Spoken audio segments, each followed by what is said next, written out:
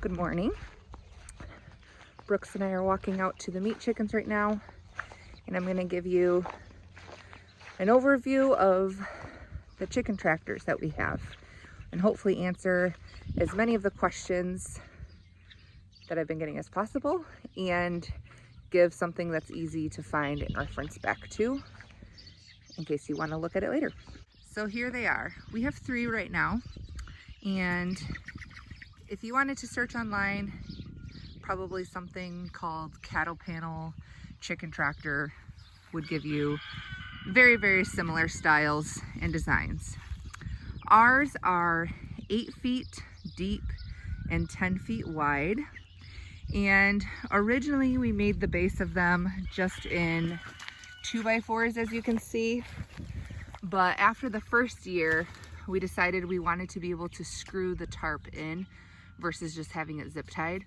So my husband added a little bit of a extender with another 2x4. This was a second one we made, and we used a 2x6 so that it would be long enough to reach the tarp.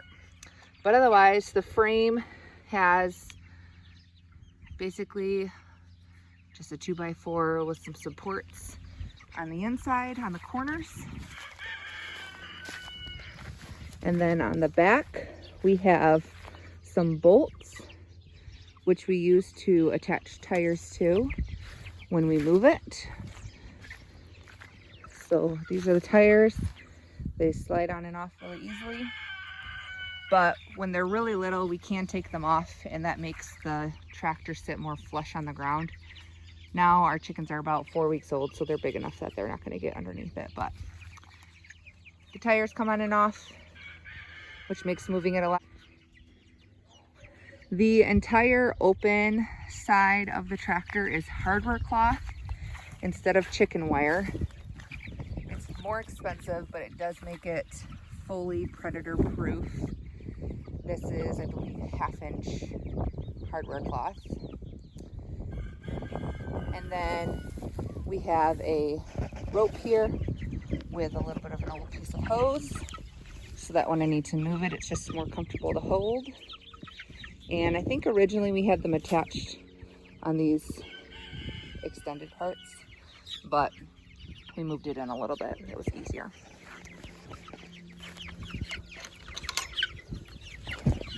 So you can see on the inside of the tractors, it is 2 cattle panels, which are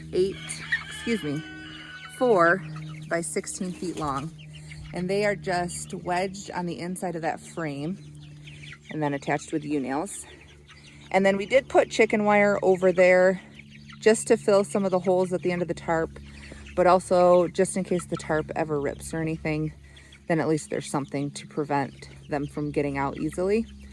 We don't have to worry that much about predators here because we do have 2 livestock guardian dogs that are patrolling 24/7. For feeders, we have just a PVC pipe. It's probably a 4-inch PVC pipe that has about 1/4 of it cut off. And we use those as troughs that we can move up and down. I mentioned the tractor is 8 by 10. Right now we have about 55 birds in each tractor. We like to have between 50 and 60 at the most.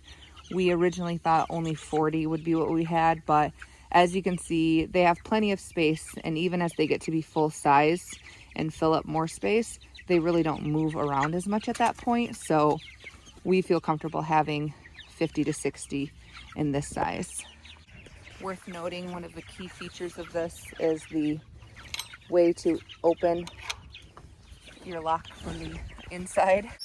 So that way if the door closes while you're in and nobody else is out here, you're not locked inside.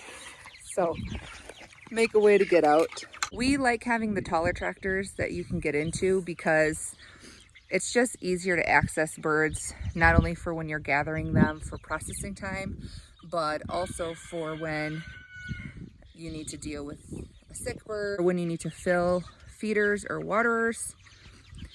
Also, it makes them more multi-purpose. So if we needed to, we could put turkeys in here.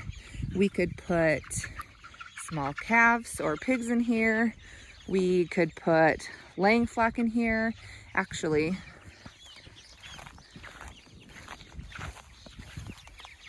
we actually have a roost in this one because we have used it for young pullets that aren't quite big enough to go with the main flock yet. So we could easily add nesting boxes as well if we needed to. I'll just give you kind of one more pan of the inside. It really is a super simple build. It goes up super fast. Not that complicated. Hey, get back in.